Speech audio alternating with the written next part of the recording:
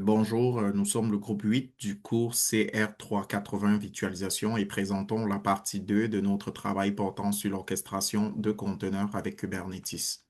Contrairement à la virtualisation classique basée sur les machines virtuelles, Kubernetes gère les conteneurs de façon dynamique, scalable et résiliente. Un cluster Kubernetes comprend un plan de contrôle, avec un API server, un etcd, un scheduler, un contrôleur qui pilotent l'ensemble du système et des nœuds de travail communément appelés les worker nodes qui exécutent les applications sous forme de pods étant la plus petite unité déployable. Donc ici, notre environnement repose sur une hôte Ubuntu 22.04, comme vous pouvez voir à l'écran, avec un environnement virtualisé et un runtime de conteneurs comme Docker ou Containerd en utilisant Minikube pour simuler un cluster en un nœud master et worker. Donc, dans cette simulation, nous allons déployer une application microservice composée d'un front-end, d'un back-end et d'une base de données, afin de démontrer comment Kubernetes orchestre automatiquement ses composantes. Donc, nous allons d'abord regarder le statut de notre cluster. Donc, on peut checker Minikube, status. Donc, tout est en marche présentement. On va vérifier que notre nœud Kubernetes est bien actif. Donc, on peut faire kubectl qui passe par le CLI, get notes, faire get notes. Donc, tout est ready, tout est prêt. On va d'abord déployer la base de données de notre système. Donc, on va utiliser Redis comme base de données. On va rentrer directement la ligne de commande.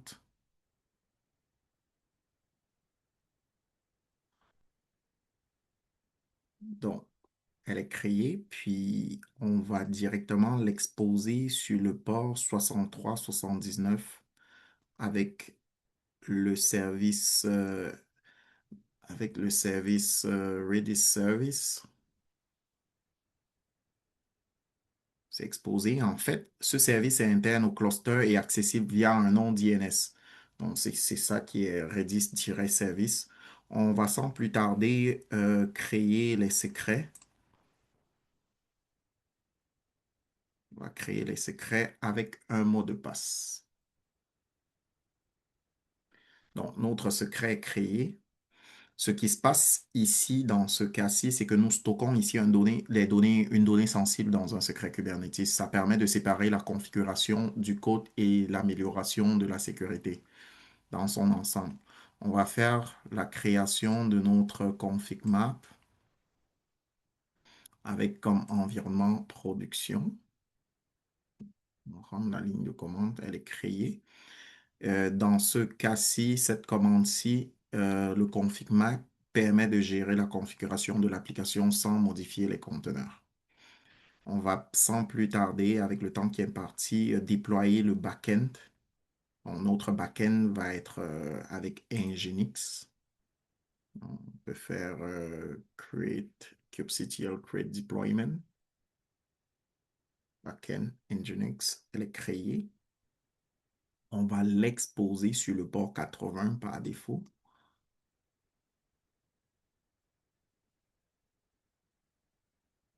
Donc, c'est exposé. Bon, on a déployé notre backend qui communique avec la base de données Redis, donc comme on avait créé Redis Service en interne. Et ceci va permettre au service Discovery automatiquement. Nous allons ensuite déployer notre front-end, toujours avec Nginx, image.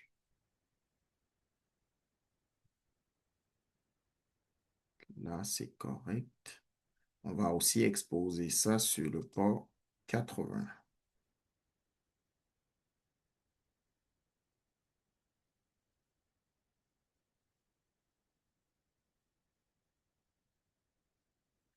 En fait, le front-end sera la seule partie exposée à l'extérieur via un autre port.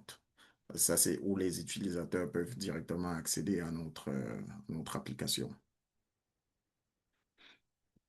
On va accéder. via un navigateur sans plus tarder pour montrer qu'elle fonctionne. Donc, on peut faire Minikube Service Front-End. Ça va nous donner, ça va comme déclencher le tout. On peut voir notre port ici et le message. Donc, tout est prêt. On peut voir sur notre Firefox que tout fonctionne. OK, parfait.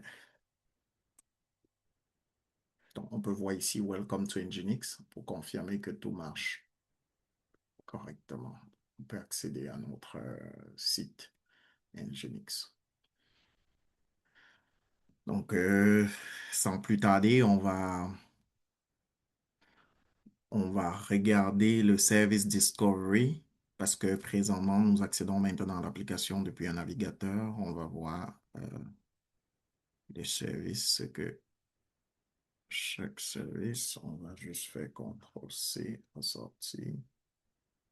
On fait kubectl get service. On peut voir ici, là, avec le service, ça permet au microservice de communiquer sans dépendre des adresses IP. Donc, c'est en fait une forme d'abstraction de réseau. On peut voir le backend service, son cluster IP, le front-end et le Redis service avec son cluster IP. C'est comme une forme de microservice sans faire abstraction de l'adresse IP. On va essayer de clear notre écran et faire et montrer notre scaling path parce que nous pouvons augmenter le nombre de pods de notre environnement. On va d'abord faire kubectl getPod pour voir ce qu'on a. kubectl getpods.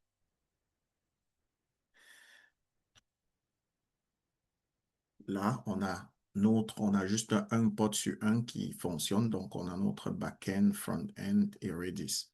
Donc, ça, on peut repliquer notre déploiement en faisant kubectl.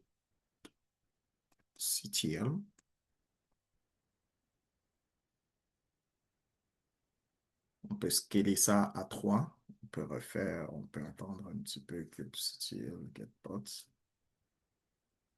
Oh, excusez-moi. Bon, tout est running.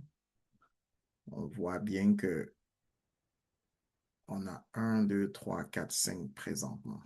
Donc, ça a scalé.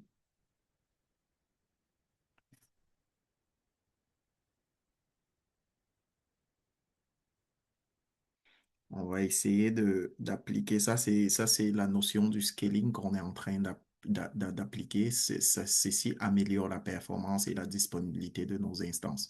On va maintenant appliquer ce qui s'appelle le self-healing. On va essayer de supprimer un pod.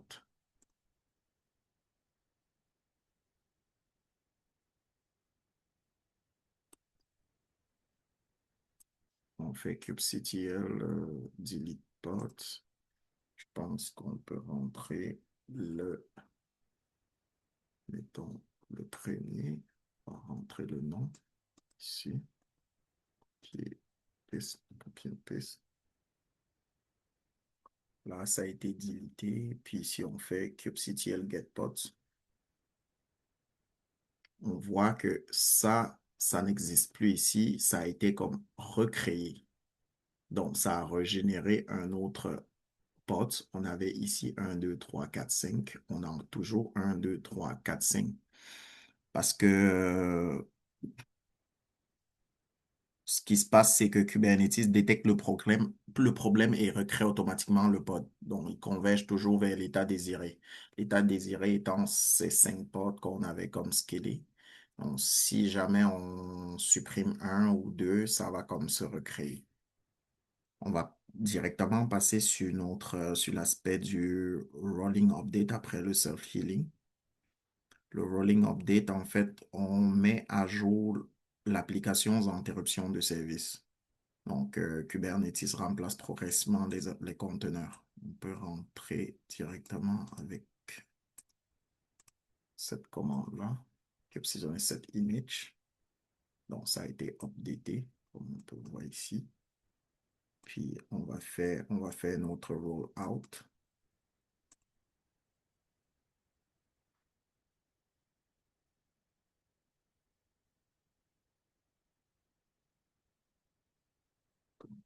ici.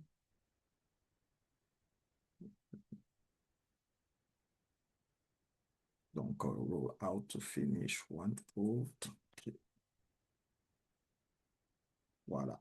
Donc, c'était encore en train de travailler. Donc, on peut constater que notre rollout a fonctionné avec succès. On va parler de la notion rollback maintenant. Ça, c'est en cas de problème, nous pouvons revenir rapidement à une version plus stable.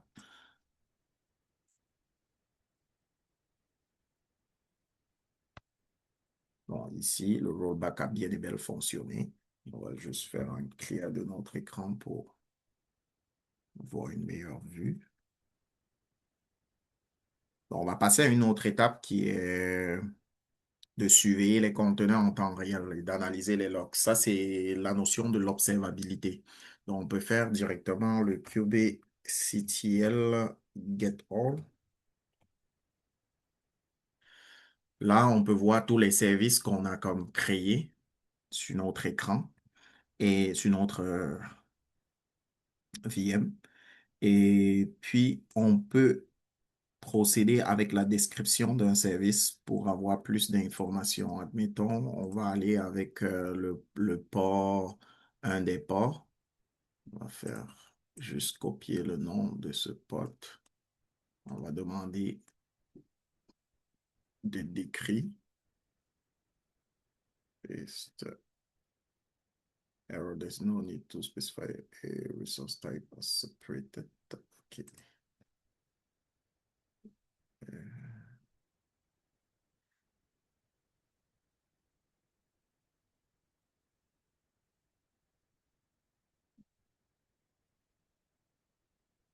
OK, je crois que je devrais.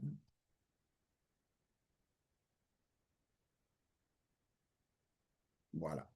Donc, j'avais mal entré la commande. On peut, ben, ici, avec Upsell Describe Pod Backend, on a notre pod backend et tout.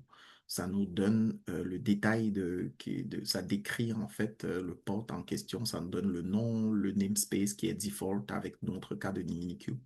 On a le statut, on a le statut, l'état, l'adresse IP. On peut diagnostiquer ce qu'on a besoin dans, dans ce port-là. Pour chaque port, le admin du système peut checker pour savoir l'état, pour diagnostiquer ou pour arriver au résultat ou comprendre ce qui se passe réellement dans le port. On va procéder avec la notion du auto-scaling. Donc, on va aller avec les add-ons. On va On va aller un peu plus loin avec notre notion de métrique que j'oubliais. On peut faire kubectl logs. On peut checker les logs d'un bot aussi. Donc, je vais rentrer le même nom que tantôt. On va faire ça, copie. Juste avant de passer à l'autre étape, paste.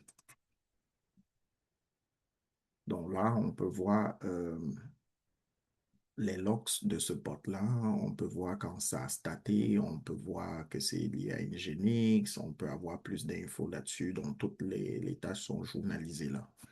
Je vais juste faire un autre clear pour continuer. On va faire le auto-scaling. On va procéder directement avec la ligne de commande.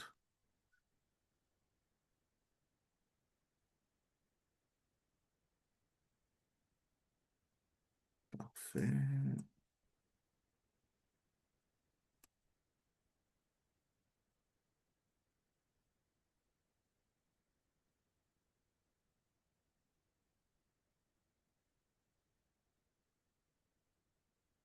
En fait, ce qui se passe ici, c'est que Kubernetes ajuste automatiquement le nombre de conteneurs en fonction de la charge CPU. Ceci permet d'optimiser les ressources et les coûts. Donc, si par exemple, on peut vérifier le HPA, donc,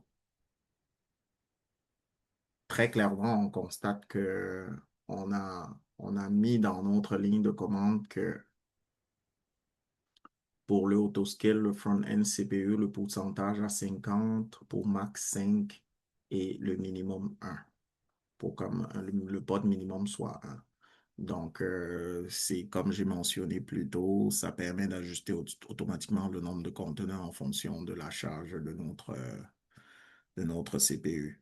On peut conclure que Kubernetes permet d'automatiser la gestion des conteneurs grâce à des mécanismes comme le scaling, le self-healing ou le déploiement continu. Cette approche améliore la disponibilité, la flexibilité et la performance des applications modernes. Et ceci s'inscrit pleinement dans une démarche DevOps et Cloud natif utilisée aujourd'hui en entreprise. On peut aussi, avant de quitter, on peut regarder une autre façon de procéder. C'est juste une petite parenthèse dans le véhicule dashboard.